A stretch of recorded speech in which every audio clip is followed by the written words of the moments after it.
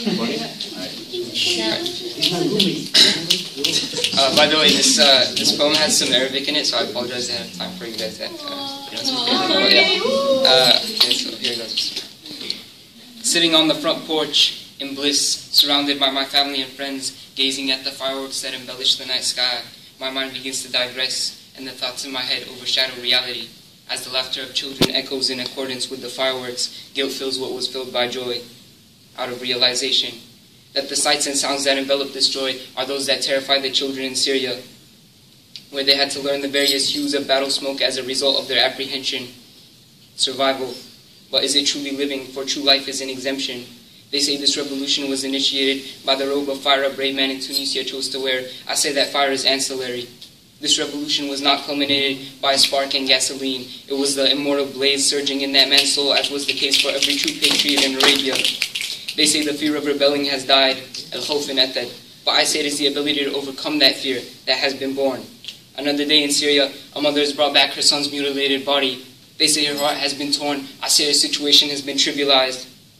A son's hand grows in the hand of his father, day by day, until one day the contours of these hands caress nothing but tears of sorrow. أولد ولد والحرية في قلبه سيسجن بحديد مصنوع من أفكاره ويقولونه محظوظا ليس لأنه لم يقتل بل لأنه لم يرى قتل أحبائه. I ask those few, how could you stand against justice and dignity to support oppression of humanity? Loving freedom and autocracy, you epitomize hypocrisy. تسمون بعضكم فرقة البعث وأنتم تسببون الموت يا أيها المنافقين. We need this illness to stop, but around here, penicillins become innocuous because there is no medicine to heal these diseased hearts. I speak of those that have been melted by grief and those that have been blackened by hatred. A rebel is commanded to retreat as his battalion is being bombarded in Sahib ya Jundi. But his hearing has been blinded because he sees what he hears as being misconduct.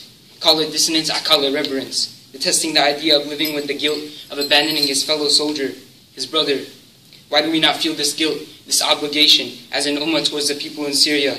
They tell me his heartbeat plummeted to zero, but zero has a plural connotation. 0 heartbeats being those of the Muslim ummah. It doesn't take a genius. It doesn't take a genius to make a decision of the heart.